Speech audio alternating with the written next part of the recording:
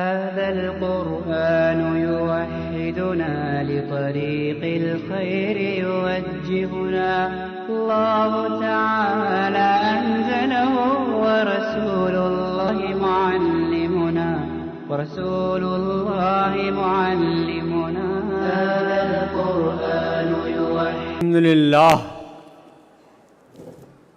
الحمد للہ العلی العظیم والصلاة والسلام علی النبی الکریم محمد الامین خاتم النبیین حبیبنا و حبیب رب العالمین وعلی آلہ واصحابہ واتباعہ اجمعین. میں بہت مختصر طور پر آخری کلمات اور آخری زاد راہ کے طور پر 5 باتیں آپ سے عرض کروں گا. چند منٹ میں ہو جائیں گی انشاءاللہ. پہلی بات تو یہ ہے کہ ہمارے اس کنونشن کا عنوان تھا guidance towards just and balanced way. تو پہلی بات یہ یاد رکھنے کی ہے کہ اللہ تعالیٰ نے ہمارا نام رکھا ہے امت وسط، اعتدال والی امت، عدل و انصاف پر قائم رہنے والی امت. اور قرآن میں ہمارا نام ہے امت مسلمہ، جس کے معنی یہ ہے وہ امت جو سلامتی پھیلائے اور ہر ایک اس سے سلامت رہے، سلامتی کا میسج دے، سلامتی کا پیغام دے. یہ ایک بات ہے جو یہاں سے نوٹ کر کے لے جائیے. دوسری بات یہ ہے کہ اللہ تعالیٰ نے قرآن کی سورہ تحریم میں ایک آیت نازل فرمائی ہے، اعوذ باللہ من الشیطان الرجیم بسم اللہ الرحمن الرحیم یا ایھا الذین آمنوا قوا انفسکم واہلیکم نارا وقودھا الناس والحجارہ علیہا ملائکۃ غلاظ شداد لا یعصون اللہ ما امرہم ویفعلون ما یؤمرون. اے ایمان والو، بچاؤ اپنے آپ کو اور اپنے گھر والوں کو جہنم کی آگ سے، جس پر اللہ تعالیٰ نے مقرر کر رکھے ہیں بڑے غصے والے، بڑے سخت پکڑ کرنے والے، سخت مزاج فرشتوں کو جو اللہ کی نافرمانی نہیں کرتے. اس سلسلے میں صرف 4 باتیں آپ سے عرض کروں گا. پہلی بات تو یہ کہ قرآن میں جگہ جگہ آتا ہے یا ایھا الذین آمنوا، یا ایھا الذین آمنوا، اے ایمان لانے والوں، لیکن ہر جگہ یہ صیغہ مذکر کا ہوتا ہے. لیکن ہر زبان کا یہ قاعدہ ہے کہ جب مشترک گیدرنگ ہوتی ہے، مشترک اجتماع ہوتا ہے، تو صیغہ مذکر کا استعمال ہوتا ہے، لیکن اس سے مراد دوسری جنس بھی ہوتی ہے، خواتین بھی ہوتی ہیں. تو یا ایھا الذین آمنوا کے معنی یہ نہ سمجھیں کہ صرف مردوں سے خطاب ہے، بلکہ خواتین سے بھی خطاب ہے. اے ایمان لانے والے مردوں اور اے ایمان لانے والی عورتوں، دونوں سے خطاب ہے اللہ تعالیٰ کا. یہ ایک بات سمجھنے کی ہے. یعنی خواتین اس سے یہ نہ سمجھیں کہ ہم کو اللہ نے خطاب نہیں کیا ہے، بلکہ اللہ نے ان کو بھی خطاب کیا ہے. اور جب اس خطاب کو آپ سنیں تو جذباتی انداز میں اس کا جواب دینے کی کوشش کریں. اللہ آپ کو پکار رہا ہے اور کہہ رہا ہے ایمان والوں. اور اگر اللہ تسلیم کر لے کہ ہم ایمان والے ہیں تو اس سے بڑی کوئی مراد نہیں، اس سے آگے کوئی بات سوچ نہیں سکتے آدمی. اگر وہ مان لے کہ ہم ایمان والے ہیں اور وہ کہہ رہا ہے ایمان والوں، تو یہ بہت بڑا اعزاز ہے جو اللہ کی طرف سے آپ کو ملا ہے. اس کے بعد فرمایا قوا انفسکم، انسان پر سب سے بڑا حق اپنی جان کا ہے، اپنے نفس کا ہے۔ اور ہمارا عقیدہ یہ ہے، اسے بھی نوٹ کیجئے، ہمارا عقیدہ یہ ہے، سوچی سمجھی چند باتیں ہیں۔ ہمارا عقیدہ یہ ہے کہ ایک دن یہ دنیا ختم ہو جائے گی، سارے انسان مر جائیں گے، اور پھر اللہ تعالیٰ تمام انسانوں کو دوبارہ زندہ کرے گا، ایک دوسری دنیا آباد ہوگی، اور دوسری مرتبہ زندہ کرنے کے بعد اللہ تعالیٰ تمام خواتین سے، تمام مردوں سے، تمام بچوں سے، تمام بزرگوں سے حساب لے گا۔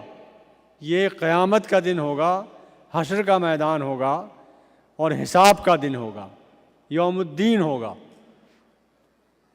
اس دن ہر انسان سے حساب لیا جائے گا۔ اس دن اپنے آپ کو جہنم کی آگ سے بچاؤ، یہ سب سے بڑا حق ہے انسان پر اپنی جان کا، کہ وہ اس جسم کو، جو حسین جسم اللہ نے دیا ہے، جس میں بے شمار توانائیاں ہیں، بے شمار قوتیں ہیں، بے شمار صلاحیتیں ہیں، اس کو جہنم کی آگ سے بچاؤ۔ یہ حق ہے اس ذات کا، ہر انسان پر حق ہے، اور سب سے پہلا حق یہی ہے کہ ہم اپنے آپ کو جہنم کی آگ سے بچائیں، اس جسم کو، اس روح کو جہنم میں جلنے نہ دیں۔ دوسرا حق ہے اپنی جان کے بعد، وہ عورت ہو یا مرد، پہلے حق کے بعد دوسرا حق ہے اس کے گھر والوں کا، اس کے خاندان کا، اس کی فیملی کا۔ عورت ہے تو اس کے شوہر کا حق ہے، اس کے بچوں کا حق ہے۔ مرد ہے تو اس کی بیوی کا حق ہے، اس کے بچوں کا حق ہے۔ اور بہرحال یہ دن آنا ہے، کوئی مانے یا نہ مانے، اذا وقعت الواقعہ، یہ واقعہ ہو کر رہے گا۔ قیامت تو آئے گی، یقیناً آئے گی، کوئی مانے نہ مانے، کسی کے تسلیم نہ کرنے سے وہ ٹل نہیں سکتی، بہرحال آنا ہے اسے۔ اس سلسلے میں بس صرف ایک حدیث سنا کر اپنی بات ختم کرتا ہوں، اور یہ حدیث بڑی اہم حدیث ہے۔ آپ نوٹ کر لیں، اسے نوٹ کر کے جیب میں رکھیں، اور ہر شام کو دوبارہ سونے سے پہلے اسے پڑھ لیں، اس حدیث کو، اور اپنا جائزہ لے لیں کہ اللہ تعالیٰ آپ کو جنت کے لیے تیار کرے اور جہنم سے بچائے۔ حدیث یہ ہے کہ ہر انسان ایک ٹرینگل میں، ایک مثلث میں مقید ہے، 3 حقوق کے اندر مقید ہے۔ ٹرینگل میں جیسے 3 زاویے ہوتے ہیں، اسی طرح انسان مقید ہے۔ پہلا زاویہ یہ ہے کہ اس بندے کا، اس انسان کا تعلق اللہ سے ہے، جس نے آپ کو پکارا ہے، یا ایھا الذین آمنوا، اس کا حق ہے، اس کے حقوق ادا کریں، یہ نمبر 1۔ اس کے سلسلے میں یہ بات ذہن میں رکھیں کہ آپ جہاں کہیں بھی ہوں، جس مجلس میں ہوں، جس محفل میں ہوں، جس جنگل میں ہوں، جس آبادی میں ہوں، جس ملک میں ہوں، جس شہر میں ہوں، جس خطے زمین میں بھی ہوں، اس کی نگاہوں سے اوجھل نہیں ہیں آپ۔ وہ ہر وقت دیکھ رہا ہے، ہر جگہ دیکھ رہا ہے، اس لیے ہر وقت اس سے ڈرتے رہیں، ہر وقت اس کا خوف رکھیں، ہر وقت اس سے تعلق رکھیں، اور یہ سمجھیں کہ میں جو کچھ بھی کر رہا ہوں وہ مجھے بہرحال دیکھ رہا ہے۔ یہ پہلی بات ہے۔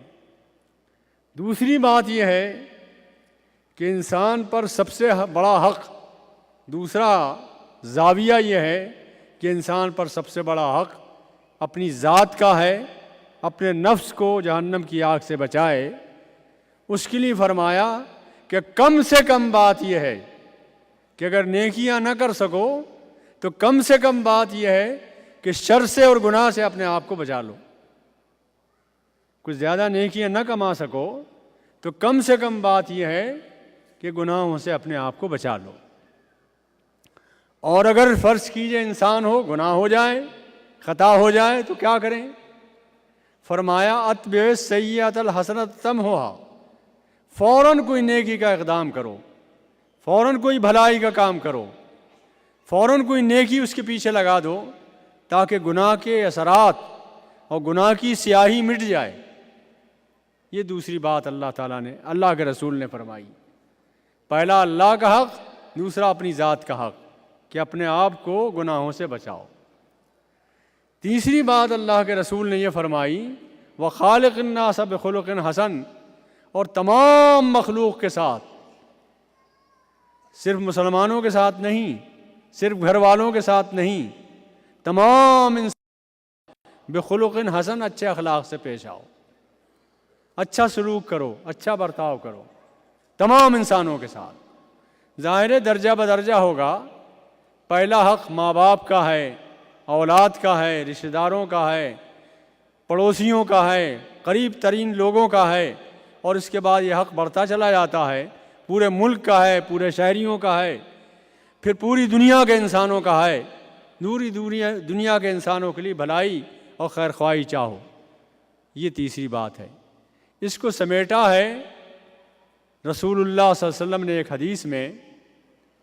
وہ یوں بات تھی کہ ابو ذر غفاری ایک بار آئے رسول اللہ کے پاس اور کہنے لگے یا رسول اللہ مجھے نصیحت کیجئے، کوئی بات بتا دیجئے کام کی، میں کروں جنت میں پہنچ جاؤں، مگر ہو بڑی مختصر، زیادہ لمبی بات نہ ہو۔ اذنی فوجز، مجھے نصیحت کیجئے مگر مختصر کیجئے گا۔ تو آپ نے 3 باتیں بتائیں۔ اتق اللہ حیث ما کنتا، اے ابو ذر تم جہاں کہیں رہو اللہ سے ڈرتے ہوئے زندگی گزارو۔ نوٹ کر لیجئے، جہاں کہیں رہو، جس حال میں رہو، جس کیفیت میں رہو، اللہ سے ڈرتے ہوئے زندگی گزارو۔ یہ پہلی نصیحت ہے۔ دوسری نصیحت یہ فرمائی اتبع السیئۃ الحسنۃ تمحھا، اور جب تم سے گناہ ہو جائے، غلطی ہو جائے، خطا ہو جائے تو فوراً کوئی نیکی کا اقدام کر کے اس کے پیچھے لگا دو تاکہ گناہ کے اثرات مٹ جائیں۔ یہ دوسرا گناہ ہے، دوسرا زاویہ ہے۔ اور تیسرا زاویہ یہ فرمایا آپ نے وَخَالِقِ النَّاسَ بِخُلُقٍ حَسَنٍ، اور انسانوں کے ساتھ اچھے اخلاق سے پیش آؤ، اچھا سلوک کرو۔ یہ نوٹ کر لیجئے یہ حدیث۔ پہلی بات یہ کہ اللہ سے ڈرتے ہوئے زندگی گزارو، دوسری بات یہ گناہ ہو جائے فوراً کوئی نیکی کرو تاکہ گناہ کے اثرات مٹ جائیں، اپنی ذات کا خیال رکھو، اور تیسری بات یہ ہے کہ کسی کی بدخواہی نہ کرو، سب کسی کے ساتھ خیر خواہی کرو اور سب کے ساتھ نیک سلوک کرو۔ وآخر دعوانا ان الحمد للہ رب العالمین۔ عن سر الكون يحدثنا الله تعالى أنزله ورسوله